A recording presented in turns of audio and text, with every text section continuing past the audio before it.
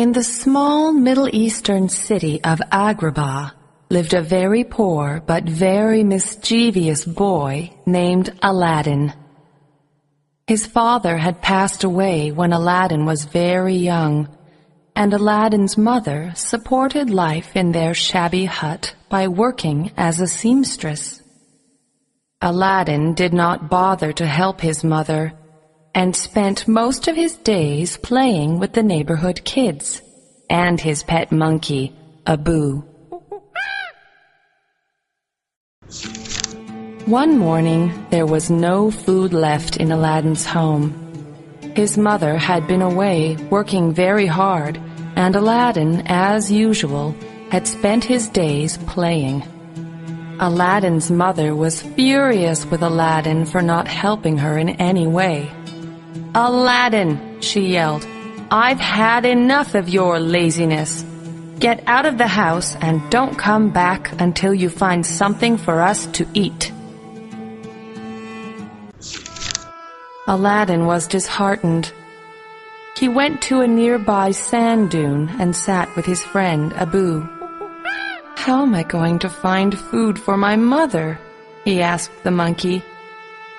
Just then, a strange old man came up to Aladdin.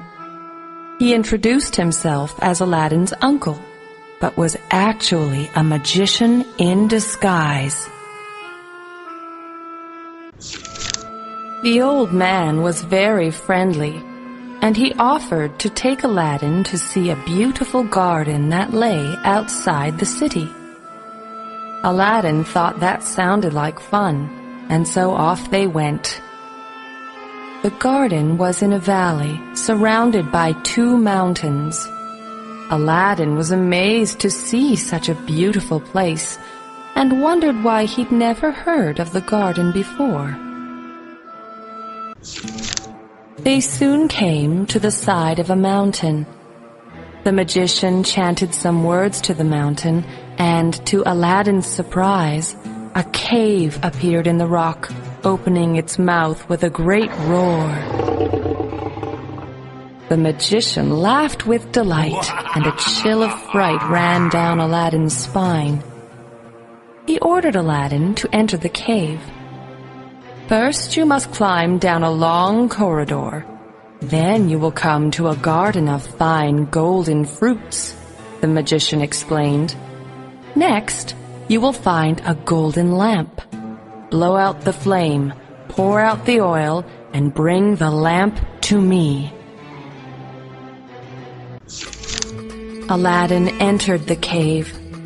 He made his way down the dark hall until, just as the magician had explained, he came to the garden. Aladdin gaped in wonder. The trees, the bushes, the flowers, the fruit, everything was made of gold. He took a moment to gaze at the wonder of the garden, and then began his search for the golden lamp. Aladdin found the lamp near a waterfall.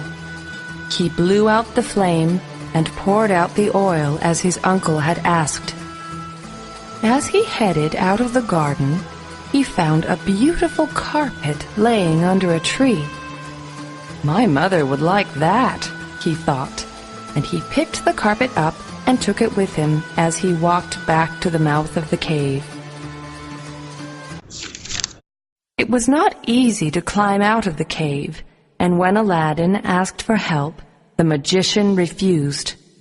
"Give me the lamp first," the magician said impatiently. Aladdin knew that something was not quite right. "I'll give you the lamp once you help me up," Aladdin replied cautiously.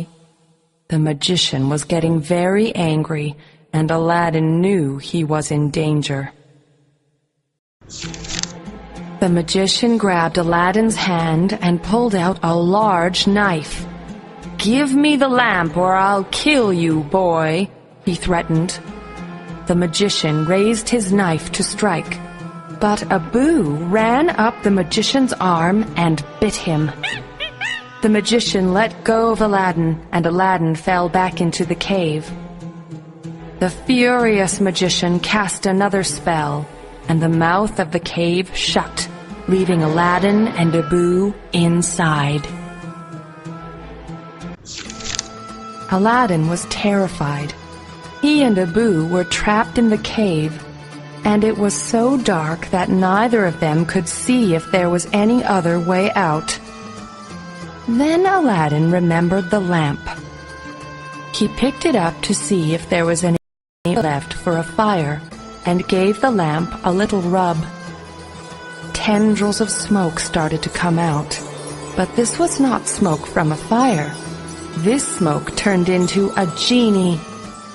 The genie explained to Aladdin that he would grant any wish Aladdin may have. Aladdin simply wished to return to his home. The genie snapped his fingers, and Aladdin was back home instantly.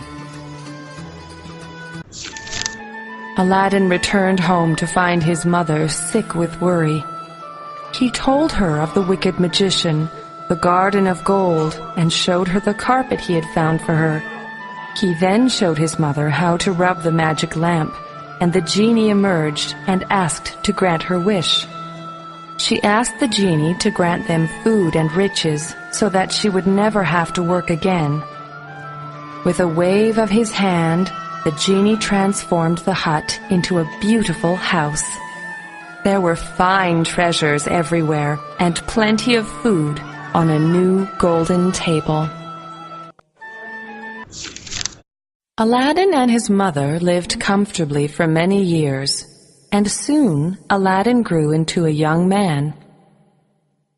One day, Aladdin was strolling through the market when he saw a beautiful princess named Jasmine. It was love at first sight, and Aladdin knew he wanted to marry her.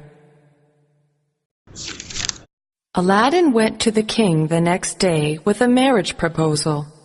He took gold and many precious gems with him as a gift for the king. The king was very impressed with Aladdin and agreed to the marriage. However, the king told Aladdin that only a man with a large palace could marry his daughter. "Go to the balcony when the moon is high," Aladdin replied, "and you will see my grand palace in the distance." When Aladdin left the king's palace, he ran to his house and rubbed the lamp. He asked the genie to transform their house into something the king would approve of. With a wink of the genie's eye, a grand palace was in place of Aladdin's house. The genie's magic had helped Aladdin once again. A gala wedding took place the next day. Aladdin and his princess were extremely happy and very much in love. They lived in bliss for quite some time. Word spread of Aladdin and his instantly appearing palace. When the wicked magician heard about Aladdin's splendor, he knew at once that it must be because of the magic lamp. He disguised himself as a merchant and went to Aladdin's palace. "Lamp exchange," he shouted outside the window. "Trade your old lamps for new ones." The princess heard this and remembered Aladdin's old battered lamp. She took Aladdin's lamp and exchanged it for a new one. The wicked magician took the lamp in his greedy hands and gave it a rub. The genie appeared and was ordered to transport the palace and everything in it, including the princess, to a faraway land. The genie had no choice but to carry out the orders of his new master. When Aladdin returned, he found Abu sitting on an old carpet in place of where his home should be. He didn't know where his wife was, or what he could possibly do without his magic lamp. "What are we going to do, Abu?" Aladdin despaired. Suddenly, the carpet lifted off the ground. It was a flying carpet, and the very carpet he had found in the cave to bring back to his mother. Aladdin hopped on, and he and Abu flew up into the sky.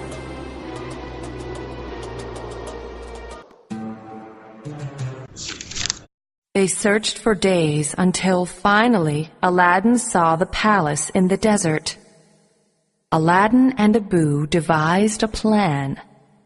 Aladdin went to the palace and demanded to see who had captured his wife and home so cleverly.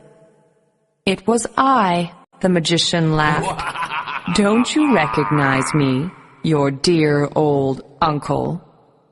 Aladdin challenged the magician to a fight, and the two men took up their swords. As they dueled, Abu scampered up to the palace and stole the magic lamp from the magician's room. Abu tossed the lamp to Aladdin. Aladdin summoned the genie and ordered him to take them back home to Agrabah. The magician was to be left in a dark cave from which he could never escape. Aladdin, the princess, Abu, and the palace were back in an instant.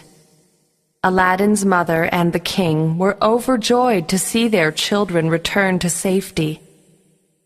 A feast was held, and the wicked magician was never heard from again.